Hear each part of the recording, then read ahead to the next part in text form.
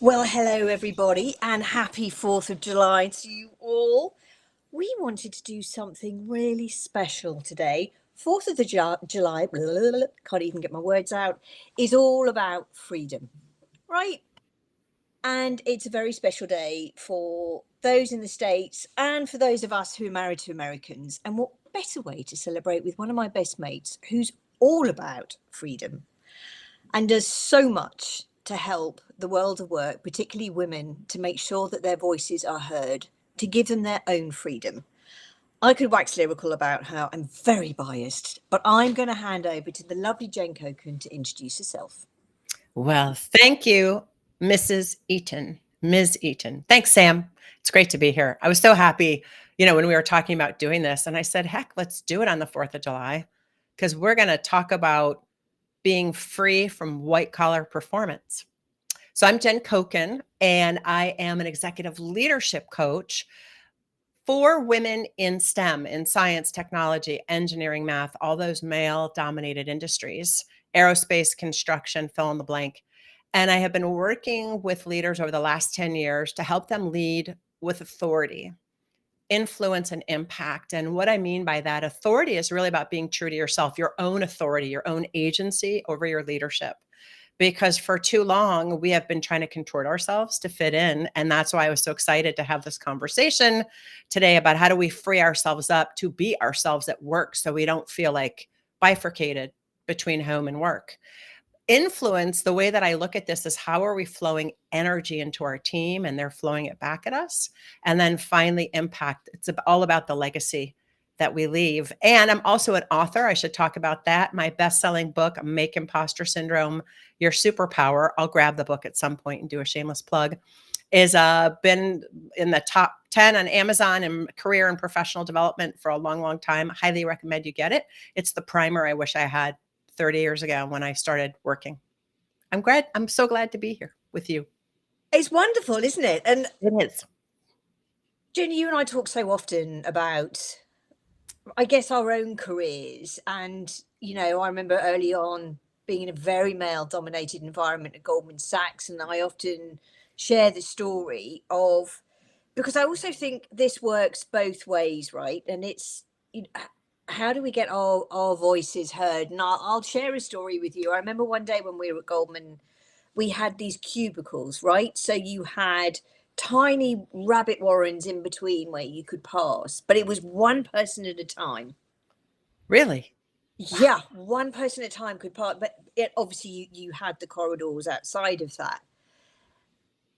But this lovely Arab guy called Hussein saw me coming and another lady behind who was a New Yorker. Now, he moved out of the way for me and said, "Please, Sam, after you." And this lady was behind me. And she rips him a new one. She was like, "How dare you insult us and this, that, and the other?" And there's a fine line. And I know you as a coach are fully aware of that and have really dug deep into this in terms of we want that acknowledgement and we want that respect. We want our voices heard. And you shared a lovely story the other day, but there's some instances that we need to help ourselves, right? Absolutely. I mean, he was just being gracious, Uh, right? And I think this is what's so interesting to me is as I'm talking with women and as I've talked with women, and look, the things that I'm saying could be applied to men too. That's the honest to God's truth. I just focus on working with women because I know what it was like for me growing up in these industries, growing up, yeah. careering up, I guess. I was already grown up, but you know what I mean. What it was like for me coming up where I felt like I had to fit in.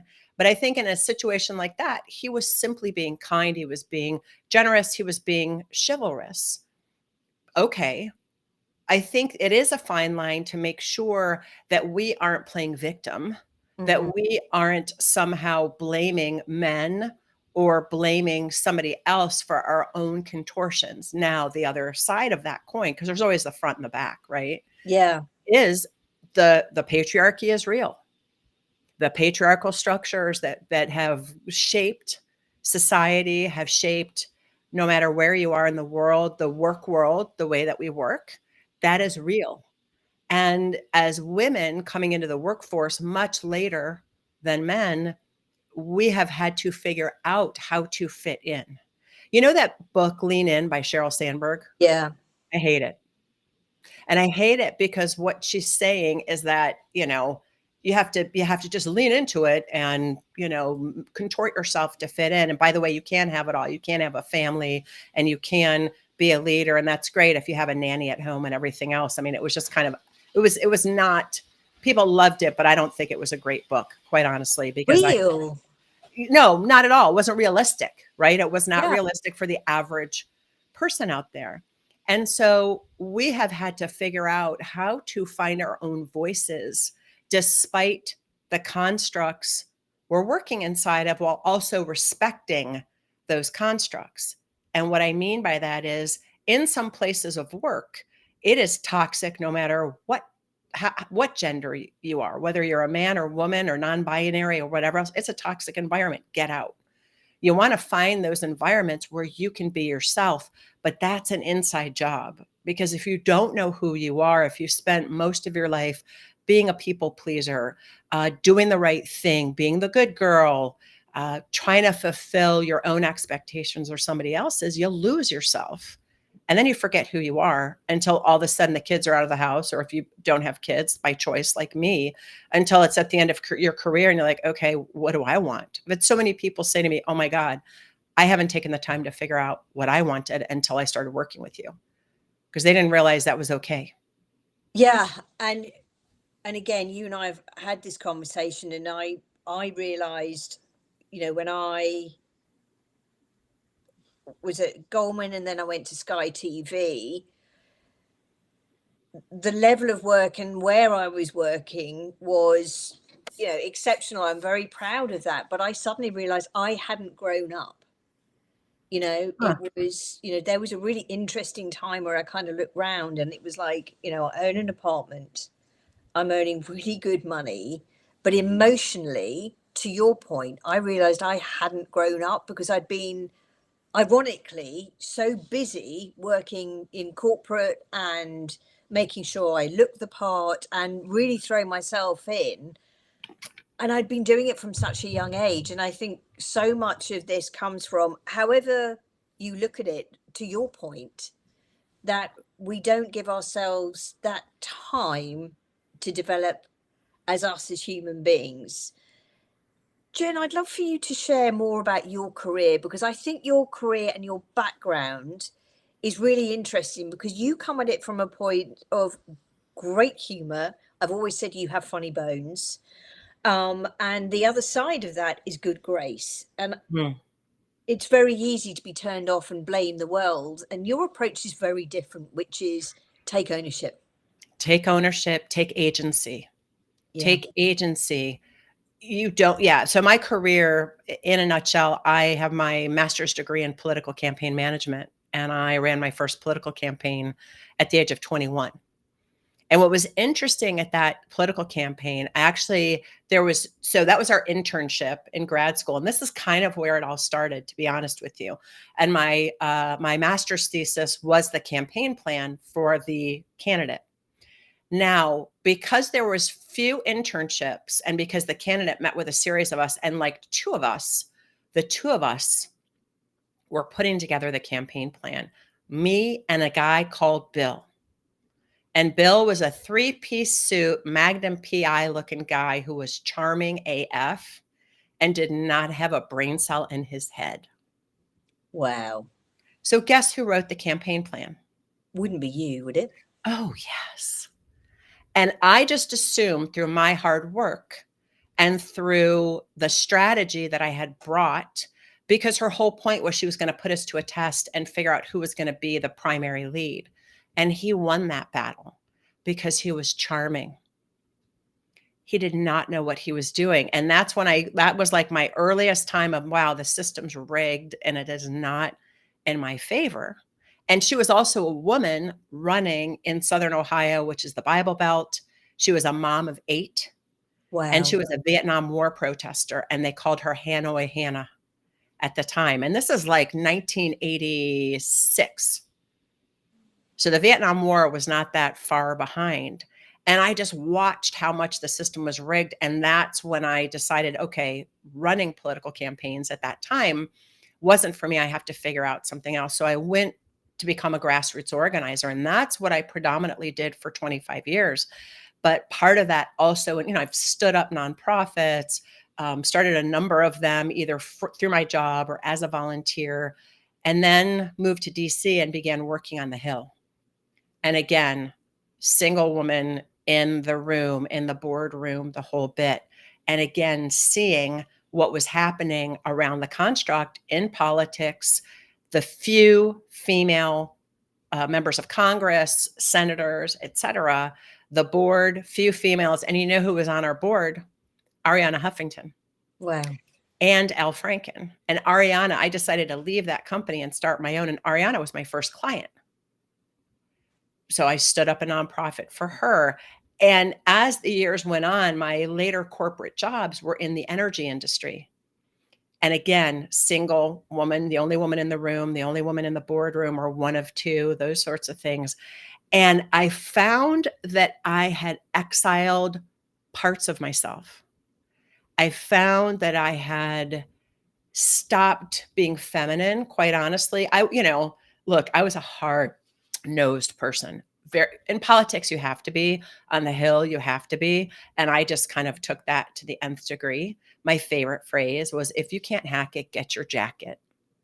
There's someone else behind you. I was an HR nightmare, yelling at people. It was not a good look. It was not a good look. And I toned it down through the years, but I still didn't bring my femininity. I didn't bring my intuition. I didn't bring my innate desire to collaborate into the corporate realm. I did in the grassroots realm, because a lot of the work I was doing was with Native communities where it's matriarchal. Yeah. And so it kind of went to that. But as I was exiling these parts of myself, I felt like such a fraud. And like you said, I hadn't found my own voice, Yeah. because whatever voice I had discovered was in relationship to something else or someone else. And I was watching the other women leaders and how they got ahead. Quite honestly, at the time, Ariana Huffington has shifted and changed so much, but at the time, I was watching her and how she governed, very, very strongly, very strongly. Okay, that's the way to do it. Cora Masters Berry, who's the former First Lady of Washington, D.C., was another client. I watched her, her way or the highway. That's the way she knows. Except you kind of leave dead bodies Mm. behind you. And that's not who I am. It's just not who I am. And so it wasn't until 10 years ago when I hung out my own shingle. I had been coaching people for about 20 years before that. So I've been coaching people almost 30 years, but it wasn't until I hung out my own shingle and started thinking about who are the people I want to contribute to. Oh, it's women just like me. Let me look at the places I got stuck and how can I contribute and help other women, up and coming high achievers, or women even currently in the C-suite, not make the same mistakes I did by burning out because we lost ourselves in the process.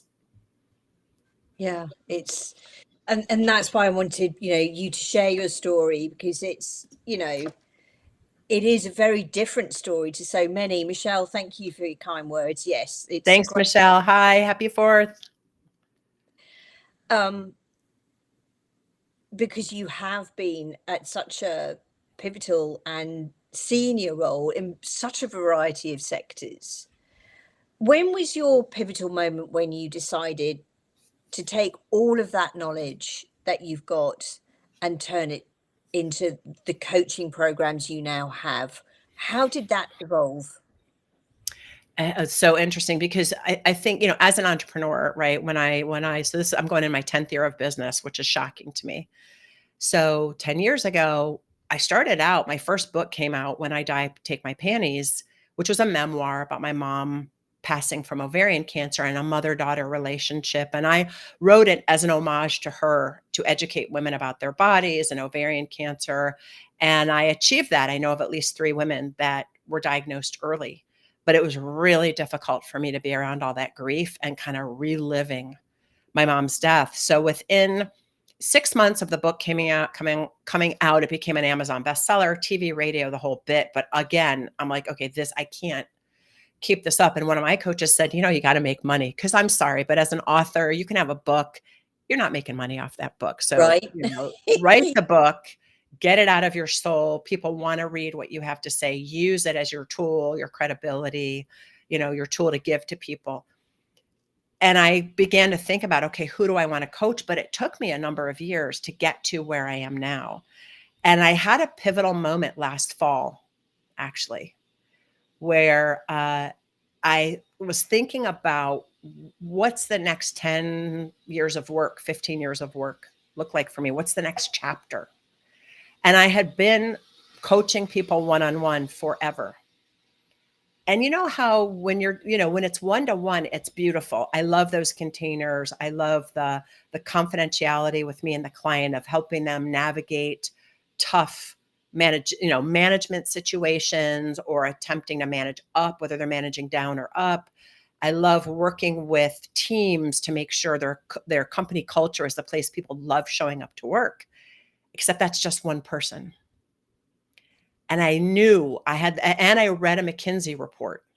And the McKinsey report did a study that, yes, there were more women in the C-suite, but they were hiring outside the company because they hadn't built the pipeline. Yeah. So it's costing the companies about 30% more. And it's also costing them the intellectual property that leaves when these people leave. And I thought, well, if companies aren't building the pipeline, I'm going to build the pipeline. And then I had to sit down, and stare out the window, quite honest. That's what I call it. I tell my clients all the time, you've got to have time you do this every morning. You do this very well because you journal and you think, and you're like, look what I drew today. You're very good about strategy. Most people are not. So entrepreneurs are, I think, in a way, because we have to be thinking about the next level of our business or how things are going. But if you are in corporate, a busy person, or in a nonprofit, busy person, you are scheduled stem to stern. Yeah. And where the heck are you going to find 90 minutes a week at a minimum to think, to stare out the window, to grok something through to completion, which simply means to think about it and wonder about it and read about it until it's in your bones.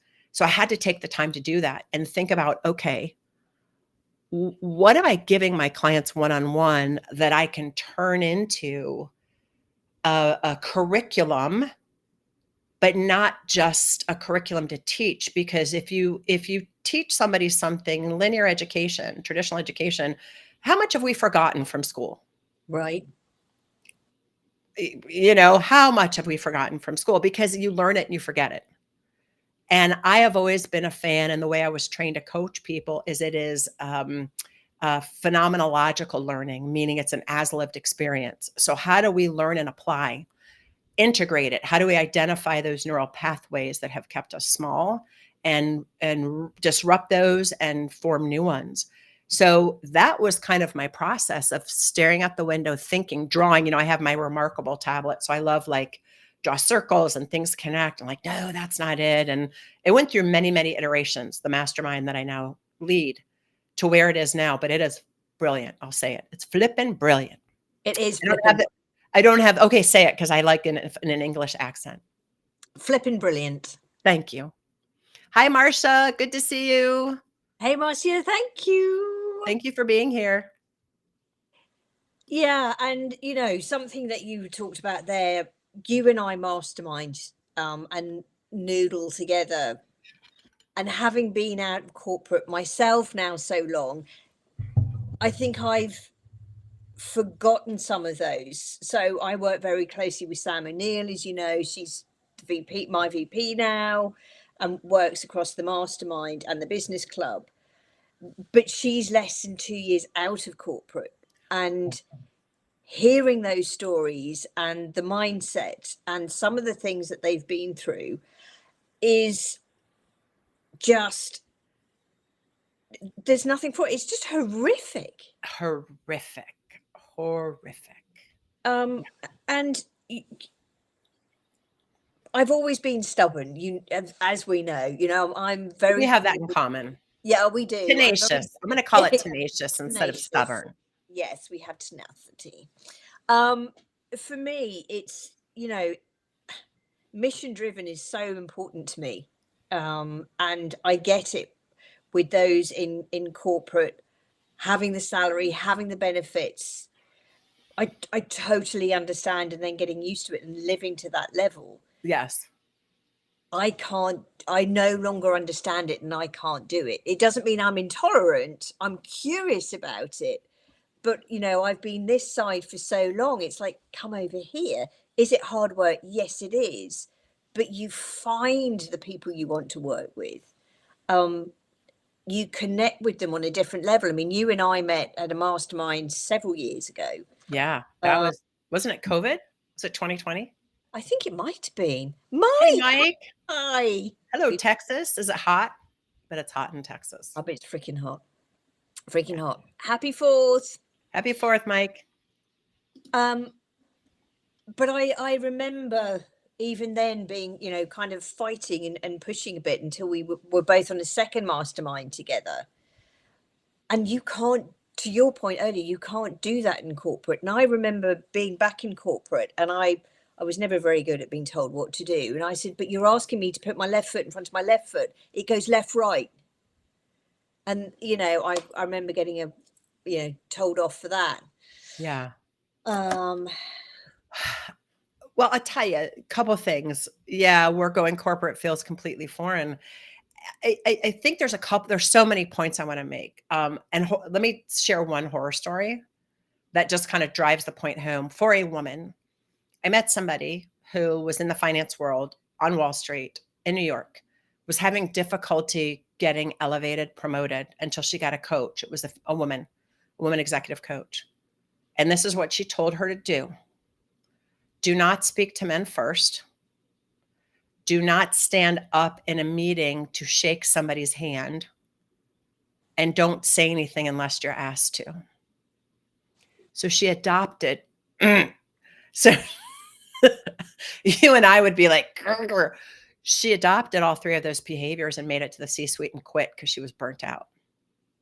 And this is what happens is that we are asked to perform according to somebody else's agenda, according to somebody else's construct, according to a structure, a room that was never built for us in the first place. And that goes for men and women because it goes for both. And we've got to take the time to figure out what is our authentic voice. And that is not by Googling that. If you Google what's authentic leadership, there are 33 million plus hits. People, you are looking the wrong way. That is an inside job. And that is the first thing I work on with my clients is helping them identify their voice and what's true for them and how they want to manage, how they want to be in the company. Now, some companies would frown on that and say left over left, you have to go left over right. That's your mode to exit because the culture isn't a match for you. Yeah.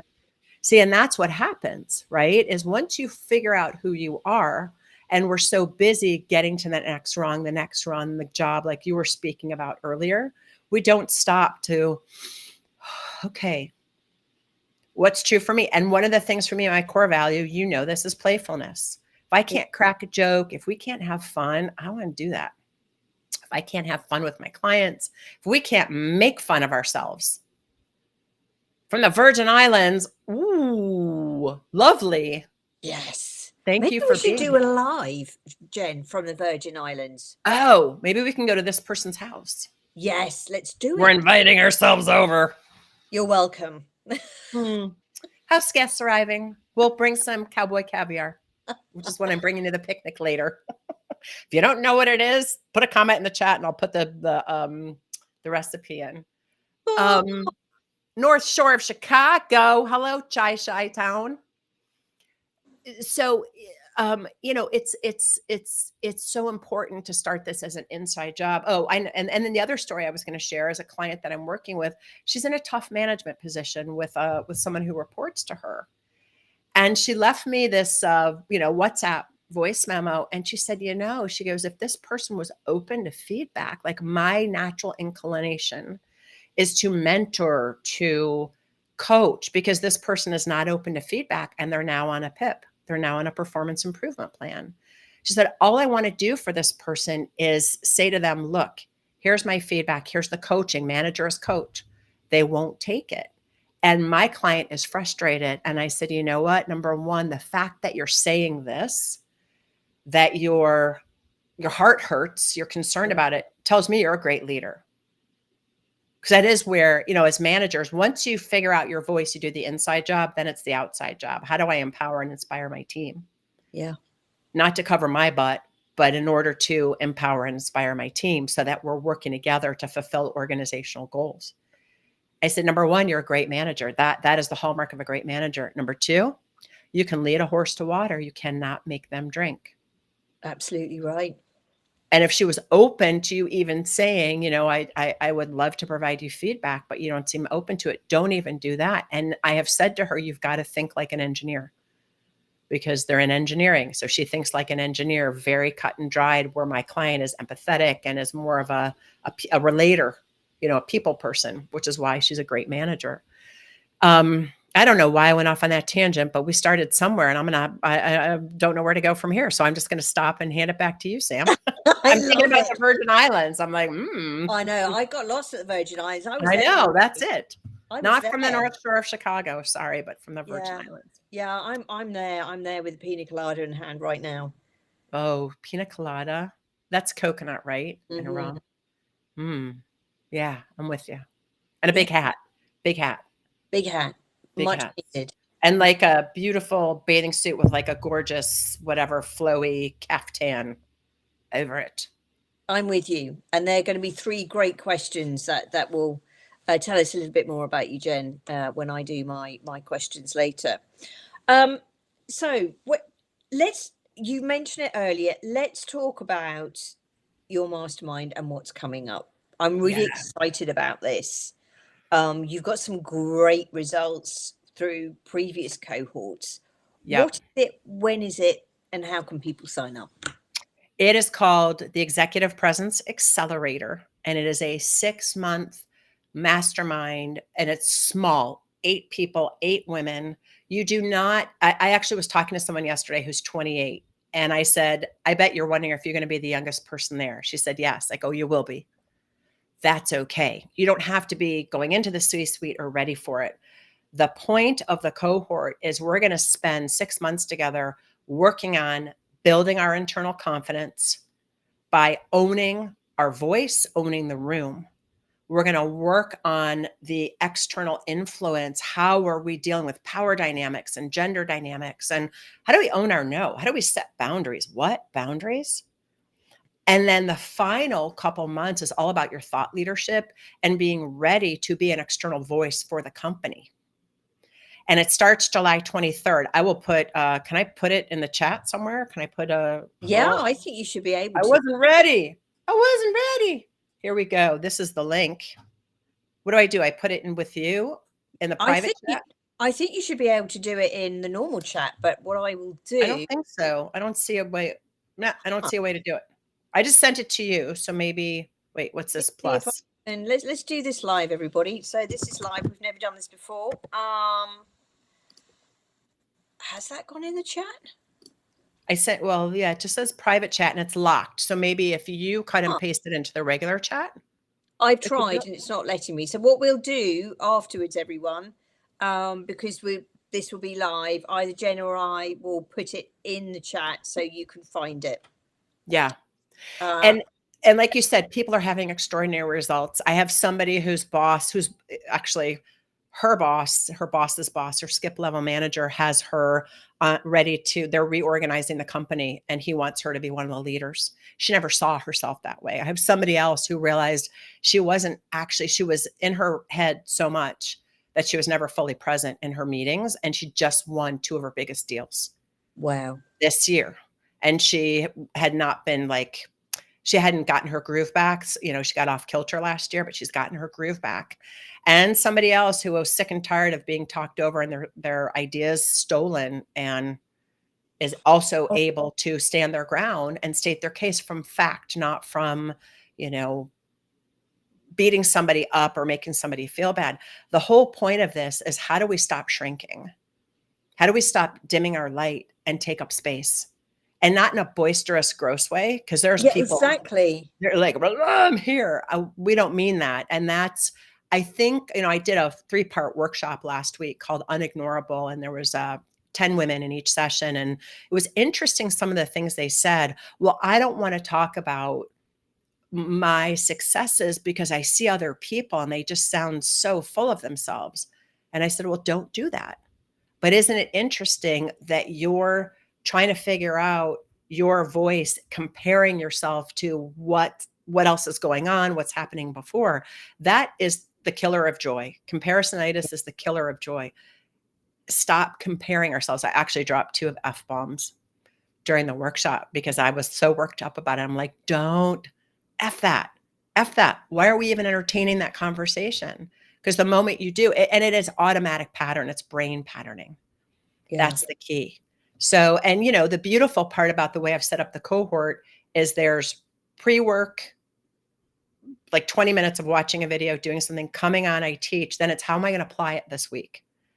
And you look to see, how can I actually apply this? Then you come back and we workshop it. How'd it go? And you get input from the other women on the call. And that's the most beautiful thing. Women are across industries, finance, broadband, video production. I mean, Oh, different yeah. industries. Yeah. Legal, going, wait a minute. You deal with that too, because we don't realize that other women are dealing with the same stuff. And sometimes they've gone before and they can share how they've dealt with something, so we can learn from each other. Because I am not, me, I don't pretend to be some guru, some sage on the stage. I hate that. I'm your guide on the side. We're in partnership. How are Yeah. we going to move forward together so you're producing results? And at the end of the day, you're so confident in who you are. It's almost like you have this taproot sunk so far into the ground that when people say or do things, you're not reacting to it. You're kind of going, huh, is that a fit? Is that not a fit? Comparing it to yourself rather than comparing yourself to somebody else. When we are leading from that vantage point, our eyes are only on others and empowering others. And how are we going to succeed as a team? Isn't working in a collaborative team the best? You have the best Oh, I team. love it. You have like the symbiosis and you're vibing off each other. It's the most beautiful thing, where you have like a team in sync. We can't do that if we're focused on ourselves, if we're worried and concerned about how we're going to come across. I had a woman say to me, she's interviewing for the C-suite, for the CEO. She's in the C-suite now for the CEO position. Her biggest concern is, was she too young? I said, well, why would you say that? Because everybody else in her industry, they're white men in their 50s, and she's a white woman who's 39. So has anybody brought that up to you? Well, no. So where's it coming from? Comparison. Another woman who was on the very same call said, I'm surrounded by these subject matter experts, and I'm not one. They have PhDs, she's in tech. So they have all these PhDs. They're designing apps. They're mechanical engineers.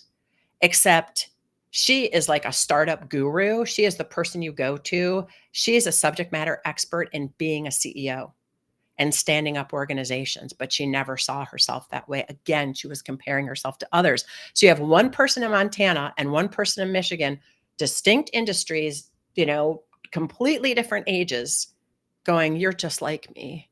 That is the beauty of being in this cohort. Yeah. And something you said there, and we find that in our masterminds, sometimes it's that those moments where people are sharing their experiences and saying, oh my goodness, I thought I was the only one who felt that, or gosh, I've never spoken about this before. That's a real light bulb moment where people then can go on to make that change. Yes. Um, and I'd say myself, and I still say I'm a work in progress, but I was definitely an acute people pleaser, right down to how I dressed. Oh, everyone shops there, so I really should. What are they And now I wearing? will, I should yeah. get that. Even if it Yeah. didn't fit, if and you're like, "Oh, I don't want to be in this thing," but you're Yeah. And now I walk past that shop, right? But it's, you know, it's that whole thing of, you know, why do we do that? And how do we overcome that? And I think recognizing it, getting ourselves on some of these masterminds, having great conversations like we're having now and going, huh, actually, there is another way. And often it doesn't mean a radical change. It's no. more, and I think this is the other thing that now looking back on it, I thought, you know, I had to change everything. And I didn't. I just had to kind of say, do you know what? I'm really not comfortable with that. I think you didn't have to change things, and I'm gonna grab my book so I can do a shameless plug over here. Hold on. You Plug incoming. Yeah, you what I hear is can I share what I hear? Of course. It wasn't about changing, it's about you returning to yourself, about you saying, Yeah. "Is that a fit for me or not?" And this experience of belonging, this people pleasing, it is a universal experience. And the reason I wrote my book is because what I had found through the years of working with women and testing my theory and men too, because I've done the same keynote to a room of 1,000 and the same things happen. Every single one of us has had, male or female, has had some incident, some defining moment, not traumatic, not dramatic, before the age of 12 that has set up how we experience belonging, Mm. how we relate to others. And we carry over whatever happened in that moment. And usually it's super innocuous, super Yeah. innocuous. You see some other kid throwing a tantrum and you think, I'm never going to be like that. So you're just quiet and subdued, except you have all these feelings inside you never let out. And in the moment where somebody else is having feelings, you can't even be present because you don't know, all you know is how to be shocked and subdued. It's like we're driving, it's like an upset 9-year-old is driving our life. The moment, and this is what the work that we do in the accelerator in the first 2 months. And I know you do this kind of work too, where you're working on the mindset. Because until we see those brain patterns and disrupt them and make new ones, we're going to be victim of our own thoughts. Yeah. Totally. And I think that's a really key phrase. So for anyone listening, you know, have a think, are you a victim of your own thoughts? Jen, and I've always said this to you, and it's, you know, outside of our friendship before, what comes out my mouth comes out my mouth. When some of the courses I've seen and witnessed you do, particularly say around the empowerment, the depth you go into, the scientific aspect of it, you know, you don't do what I call the woo of it, which is, you know, pink and sparkly and let's all just go to an event, play some music, dance around a bit, which I feel freaking awkward with anyway. It's like I can't think of anything worse. You know, you really deal with the science behind it and what that empowerment is about and how people in a moment can utilize that to be able to say, do you know what? And I think there's a beautiful line you shared with me recently, which is, I don't have to be in the room for that. Oh, yeah, yeah, yeah, yeah. So perfect. Yes. So one of my clients who her skip level manager wanted to meet her in person. This is the woman who is in the current cohort. And she wasn't even interested in a leadership position. She was fine. And she specifically went to her skip level manager, said, I want to take on more responsibility. He gave her an important project to lead. Her boss was fighting him, and the skip level guy, we'll call him Bob, was kind of, shocked that Jim, we'll call him her manager, was fighting him on it. And Cindy was in that room and she's like, when is it my turn to talk? So that was the first time she interrupted and staked her claim. The second time is Bob wanted to meet her in person because they had only met over Zoom. So he arranges for the three of them to have a meeting. And Jim is arguing for why to keep doing things his way, 2.5 hours. Wow. And my client and Bob had been talking about strategy and what was next and his vision for the company and where she would fit in and what he sees and making references to Hamilton. And her final note to me was, I didn't have, and as she was watching Jim, her boss, she goes, Jen, I know you only work with women, but he's making so many mistakes you talk to us about. He really needs a coach. Not going to coach him. Somebody else can coach him. That's fine. problem child. But she said, I got up and left. It was 5 o'clock. I didn't need to be in the room where that was happening. I was like, brilliant. It's brilliant. It is Brilliant. brilliant. Good for you. You walked in when you wanted to and you walked out. How often have we sat there thinking we didn't have our own power to be able to leave when we actually did? Yeah. Oh, I can never quit. I can never do that. Yes, you can. Yeah. You just don't want to. It's safe. Exactly. It's What is it safe. can't or want, right? Yes. Yes. In fact, I was talking to a woman this past week who basically said in so many words, and she has put together this polished poise kind of performative persona. Oh, that's a lot of P's. Polished poise performative persona. I feel like she should be called Polly. Polly, Yeah. the polished poise performative persona person. Maybe I'll make up a character and like put on I don't know, like a, whatever. Anyway, so she's put on this whole persona. And she said to me, I prefer transactional conversations. She doesn't want to reveal herself. It's too scary. And I said, at what point does that become your cage? Well, exactly. It just thank you, Marcia. Lovely to see you. I Hi, mean, Marcia. Thank you for being here.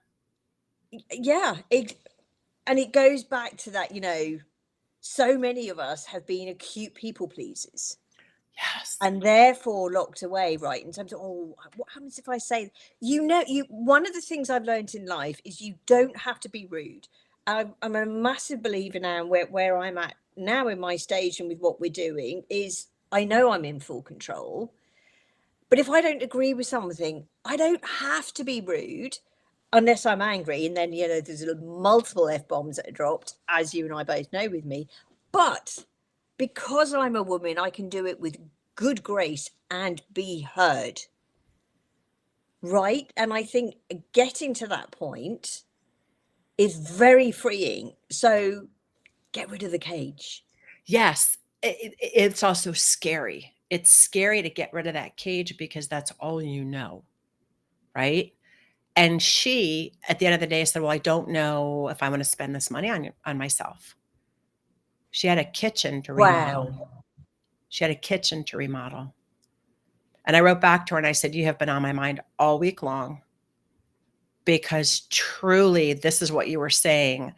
This has become a cage. And it really struck me, I kid you not, all week long, where you said you'd rather put money into your kitchen than yourself. Doors open. I'm always going to be here. And I was, when I was about to hit send, there's that fine line as a coach between being aggressive and being what I'm known for, which is the velvet sledgehammer. And I did the Yeah. velvet sledgehammer, very kind, very direct. And her email back to me was, thank you for your wise words. Gives me things to think about. Love Like, it. thank you for receiving all that.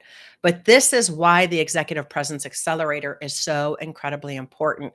It's to free you and your spirit and your voice from the constraint of performance, from polish, from pitch, so you can fully be yourself. Because I think one of the key reasons everybody burns out and women burn out is we are trying to be everything to everyone all the time, all at once. And we Yeah. simply cannot do that. I It must fully stop. agree. I fully agree with you. Jen, I have 3 very important questions for you. Yes, ma'am. What is your favorite cheese? Oh, okay. I'm really sad this restaurant doesn't have it anymore, but they had a sheep's milk because I'm allergic to cow milk and I'm allergic to goat milk. I'm not allergic to sheep's milk. So I love a good manchego or other sheep's milk, but they had a Nice. sheep's milk blue cheese, like a stinky Oh, blue sheepy cheese. So good. And I was so sad when they took it off the menu. I love that. Yeah. My next question is, Yes, what ma'am. is a film you have watched in the last year that you simply feel you will not get those minutes or hours of your life back? Other. Oh, oh, oh, oh. God, I can't think of Demi Moore won the Best Actor award for it. Oh, What was that film that she was in? It was huge. Everybody loved it. And Jeremy and I watched it. We were like, really? It was the weirdest thing I've ever seen. People loved it. And I can't think of the name of it, but she starred in it. If anybody who's watching knows what I'm talking about, please put it in the chat because it's going to make me crazy. And I don't have my phone on me to look it up right now on IMDb. I Yeah. will be looking it up afterwards. Yeah. Okay, and my last question is, picture this. You and I are going, obviously, to the Virgin Islands, and we need to pack our flotation device. What flotation device would you pack and why? A giant unicorn.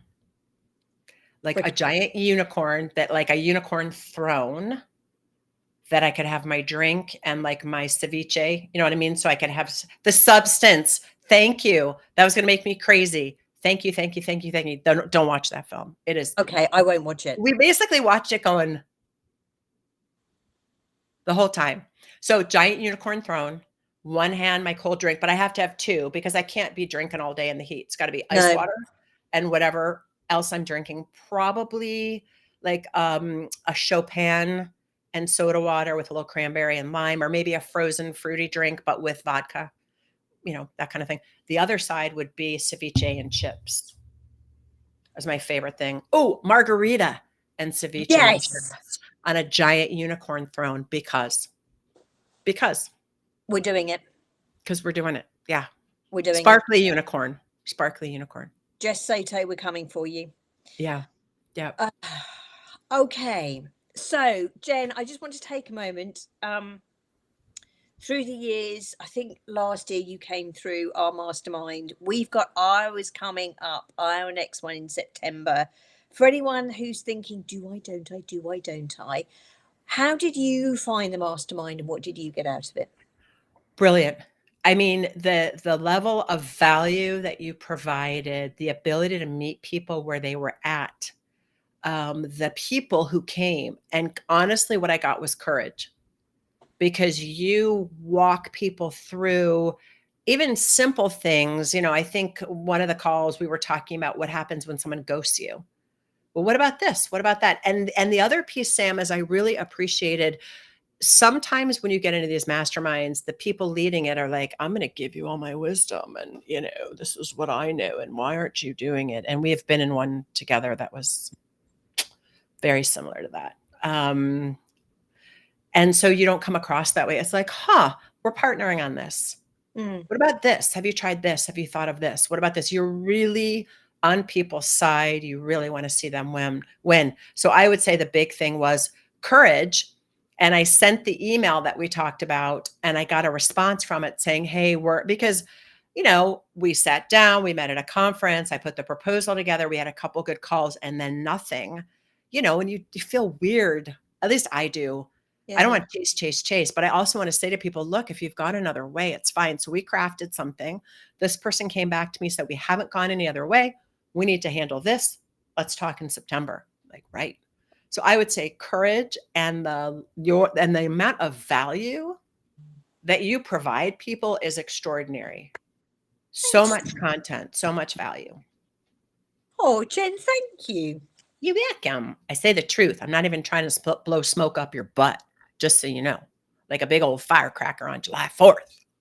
Oh, see, it's one of the things I love you for. They're funny bones. I keep saying funny bones. Oh, bones. So, how do people get in touch with you if they're wanting to contact you because they want to come on to your mastermind accelerator that's coming up? Yes. Easiest one is email, jen@jencoken.com. Just shoot me an email. You can put in the line, heard you with Sam in the subject line, and tell me what you want to chat about. And we can chat about the accelerator. You can also go to my website, jencoken.com, JenCoken.com. But send me an email. Let's have a conversation. Let's see if it's the right fit. Let's see what's up. I would love, love, love to chat because I am looking for eight intimate, small people who are really open to transforming their life in 6 months. And I guarantee that will happen. Your life and your leadership. And you can take that to the bank. You certainly can. And as I said, you know, I've seen firsthand and heard firsthand Jen in some of her empowerment sessions. I've never seen anything like it. And again, I'm not blowing smoke up your what's it. It's so different. It is so different. You know, Thank you. whilst I love a unicorn float, right? I don't want it when I'm trying to change something in my life. I want that practical tools I can use. I want someone who's going to work with me, Yeah. who I know will positively challenge me for all of the right reasons. And that's what you get through working with Jen. Thank you, Sam. That's very, very kind of you. And I accept that and I receive that. Awesome. So you see why we had to do this on July the 4th, everyone. This is all about freedom and living life on your terms. It's very Yeah. easy for Jen and I to do it this side of the fence. But trust me, you know, the struggle is still real for us. We still learn and challenge and have different challenges and issues every day. Yep. Having your own community, Jen and I are very fortunate with our relationship that we've, you know, we can mastermind and noodle together and be there for each other. But if you're hearing this and feeling this and thinking, I need to get in touch with Jen, it's okay to get into her DMs next week. Just sit with it, enjoy it. And we were so grateful for you being here today. Well, thank you so much for having me. And people, yeah, you can connect with me on LinkedIn. My DMs are open. Let's have a chat.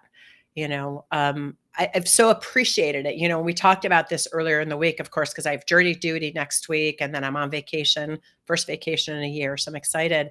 You're like, what about the 4th? And I'm like, you know what? That's perfect. It's called freedom from performance polish, freedom from that cage. It's what you provide. It's what I provide. And I just really thank you, Sam. I adore you. I adore everything about our relationship and I appreciate you immensely. Oh, thank you, Jen. And you know that feeling is mutual. I Right, do. everybody, we are going to give you your 4th of July back. Have a great time. Don't do anything we wouldn't do. Cue the music and bye from us. Bye, bye, bye, bye. You know, that gives them a big